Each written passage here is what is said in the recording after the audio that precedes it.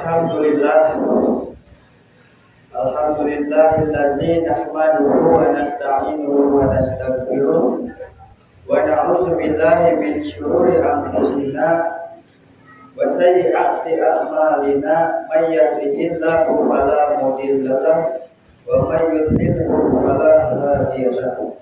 Asyhadu an la ilaha illallah wa asyhadu anna Muhammadan abduhu wa rasuluhu allazi la nabiyya wa la rasula ba'da.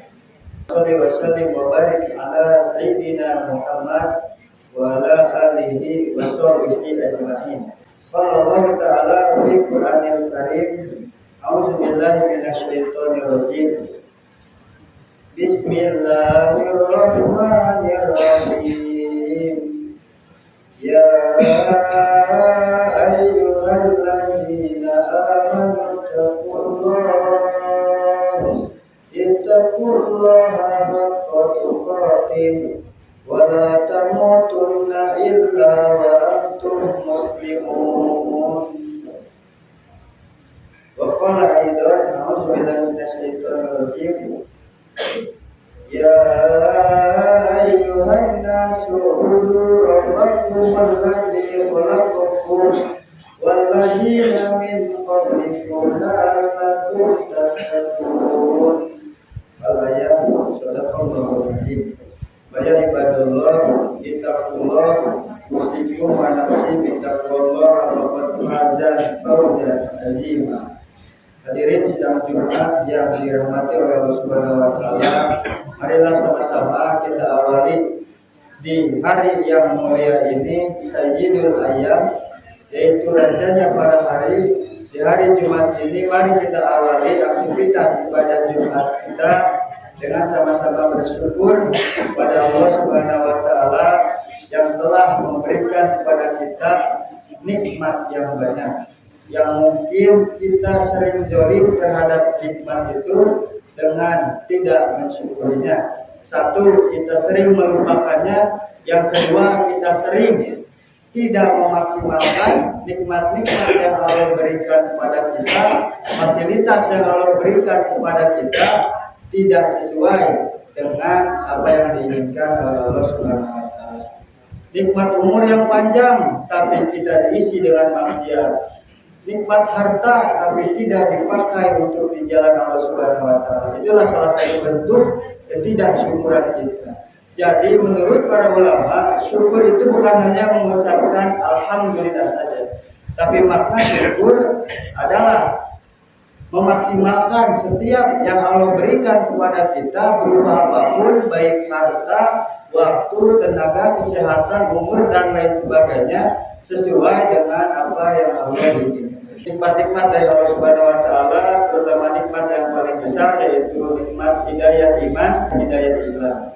Sehingga dengan hidayah dari Allah Subhanahu wa taala, kita dimampukan oleh Allah Subhanahu wa taala untuk hadir di tempat yang mulia ini dalam rangka menjalankan perintahnya, yaitu salat Jumat berjamaah. Karena dari banyaknya manusia, banyaknya hamba Allah yang mengaku orang muslim, tapi ketika tidak diberi nikmat hidayah, hidayah iman dan hidayah Islam, maka beliau tidak akan mampu untuk melangkahkan kakinya ke tempat yang mulia melaksanakan perintahnya. Diberi waktu luang tapi tetap tidak bisa sholat. Diberi nikmat sehat tapi tidak mau sholat. Maka dari itu kita yang diberikan kesehatan iman dan Islam dimampukan oleh Allah hari ini untuk melaksanakan salah satu perintahnya.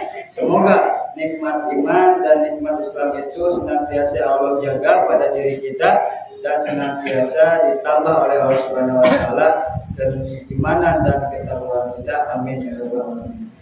Salawat dan salam juga semoga tercurah limpah kepada sosok manusia utama di muka bumi ini, sosok manusia teladan di alam dunia ini, yaitu Rasul kita, Nabi besar, Nabi Muhammad Sallallahu Alaihi Wasallam. Semoga tersampaikan juga kepada keluarganya, para sahabatnya, tabi'innya, dan semoga sampai kepada kita semua selaku umatnya yang mudah-mudahan cinta dan setia sampai akhir hayatnya, sehingga dengan begitu Rasulullah SAW di akhirat kelak berkenan melihat wajah kita, memandang wajah kita, memanggil nama kita, sehingga untuk diberikan syafaatul husna di hari kemudian. Amin. Kesempatan yang mulia ini Khotib ingin berwasiat mengajak khususnya kepada diri Khotib pribadi dan kepada kita semua, mari sama-sama kita tingkatkan kualitas takwa kita di hadapan Allah Subhanahu wa taala dengan sebenar takwa,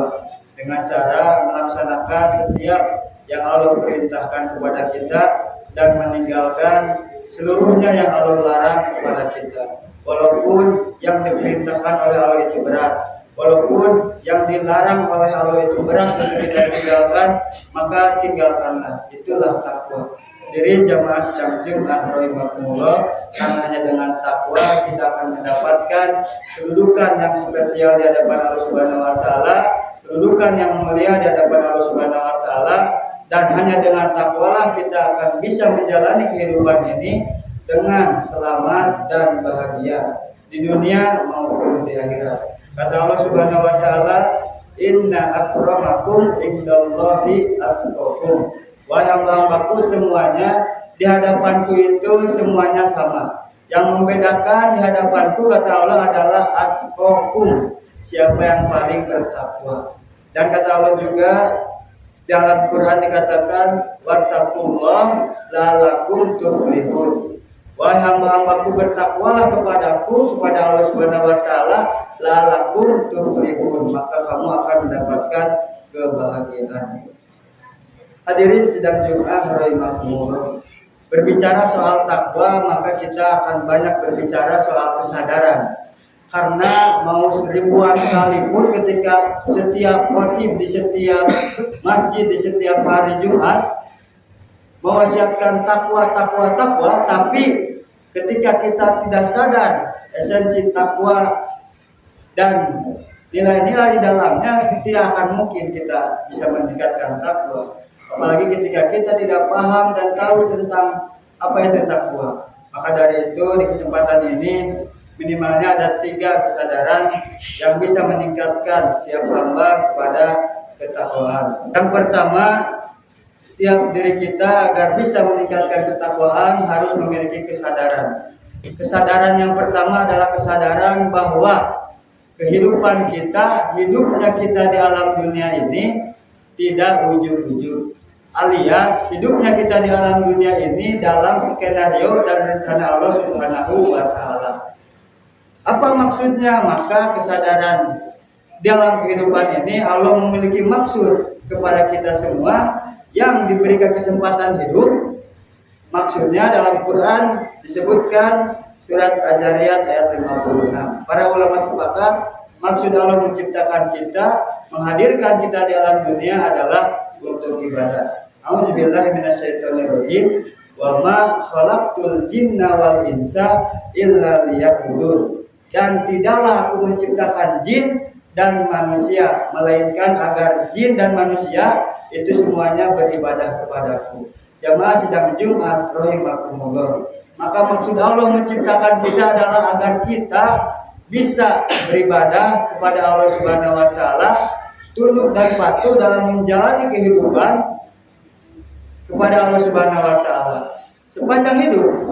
Karena Allah menghidupkan kita maksudnya hanya satu, yaitu illa liya'budun, untuk beribadah.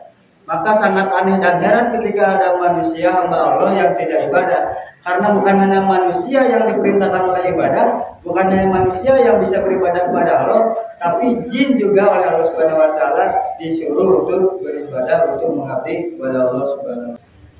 Dengan begitu ketika kita sadar bahwa kehadiran kita di alam dunia tidak ujug-ujug alias direncanakan oleh Allah Subhanahu wa taala, dan Allah punya maksud ketika menghidupkan kita, yaitu untuk ibadah, insya Allah akan meningkatkan kualitas takwa kita. Insya Allah hidupnya pun, umurnya pun yang puluhan tahun tidak akan dihabiskan sia-sia. Karena maksudnya jelas, yaitu hanya untuk mengabdi kepada Allah. Kesadaran yang kedua yang meningkatkan kualitas takwa adalah kita yakin bahwa hidup ini tidak akan selamanya. Hadirin jamaah sekalian dari makumullah, kehidupan ini suatu saat akan kita tinggalkan. rumah mewah, harta berlimpah, semuanya akan kita tinggalkan. Karena semuanya ada batas waktu kontrak dengan Allah Subhanahu wa taala dalam menjalani kehidupan ini. Ayatnya jelas, dalam Quran sangat banyak tentang suatu saat kita akan kembali kepada Allah Subhanahu wa taala. Ketika ada yang meninggal, kita sering mendengar inna lillahi wa inna ilaihi raji'un. Itu mengingatkan bahwa sesungguhnya kita milik Allah dan suatu saat akan kembali kepada Allah. Di ayat lain juga dikatakan innaka mayyitun, kata Allah Subhanahu wa taala. Sesungguhnya kalian itu mayit. Apa itu mayit? Mayit itu sesuatu yang akan meninggal. Sesungguhnya kita semua itu adalah makhluk yang bernyawa yang suatu saat akan kembali kepada Allah Subhanahu wa taala, kepada pemilik diri kita. Maka dengan sadar bahwa diri kita tidak akan selamanya di alam dunia, entah berapa lama lagi, entah 1 hari lagi, 2 hari lagi, 1 minggu lagi, 1 bulan lagi, tidak ada yang tahu. Tentu itu rahasia Allah Subhanahu wa taala. Dan yang paling penting kata Allah, wala tamutunna illa wa antum muslimun. Tentang kematian, rumus dari Allah hanya satu, illa wa antum muslimun. Allah tidak memberikan kapan waktunya, di mana dan sedang apa, tapi Allah memberikan rumusnya, yaitu illa wa antum muslimun. Apa itu? Janganlah kamu mati, kata Allah, kecuali dalam keadaan pasrah, berserah diri kepadaku, kata Allah Subhanahu wa taala, dalam keadaan taat. Maka dengan begitu, dengan kita sadar akan kematian, tidak akan berani menghabiskan hidup kita sia-sia belaka, apalagi maksiat pada Allah Subhanahu wa taala. Nauzubillah. Adapun yang ketiga, kesadaran yang ketiga adalah kita sadar bahwa setelah kematian kehidupan ini tidak berakhir. Setelah kematian kehidupan itu ada lagi kehidupan yang berikutnya yang tentu abadi. Yang ketika di awal kehidupan nanti kita bahagia, akan bahagia selamanya di surga. Ketika masuk neraka akan selamanya disiksa. Nauzubillah min dzalik. Karena kata Allah Subhanahu wa taala, manusia itu adalah makhluk yang diberi pilihan. Dan setiap pilihan memiliki konsekuensinya. Dalam Quran disebutkan fa'alhamaha fujuraha wa taqwaha. Dan aku berikan 2 jalan kepada kalian, 2 pilihan kepada kalian, yaitu jalan fujur atau jalan takwa, jalan kemaksiatan atau jalan ketaatan. Kata Allah, jika memilih jalan kemaksiatan, konsekuensinya akan sengsara, akan celaka di akhirat dan di neraka tentunya. Tapi ketika memilih ketaatan, kata Allah Subhanahu wa taala, akan mendapatkan keselamatan dan kebahagiaan. Dan itu khalidina fiha, selama-lamanya.